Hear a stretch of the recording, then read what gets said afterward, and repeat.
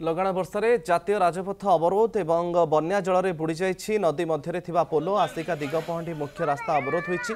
उभय पटु शह शह जानवाहन ठप। घटनास्थल में ब्लॉक प्रशासन एवं पुलिस अग्निशम बाहिनी मुतयन अछंती। लगाण वर्षा जातीय राजपथ अवरोध होइछि।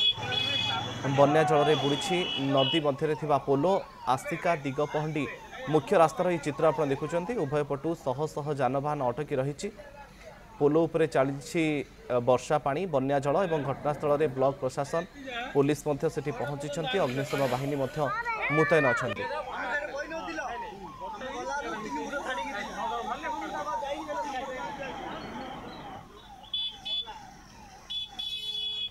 लगाण वर्षा जातीय राजपथ अवरोध एवं बन्या जल बुड़ी जाइछि। नदी मध्य पोलो आसिका दिगपहंडी मुख्य रास्ता अवरोध होइछि।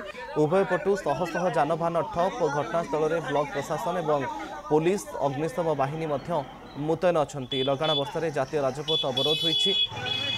बन्या जल बुड़ी नदी मध्य पोलो आसिका दिगपहंडी मुख्य रास्तार यह चित्र आप देखुं। उभय पटु शह शह जानवाहन अटकी रही।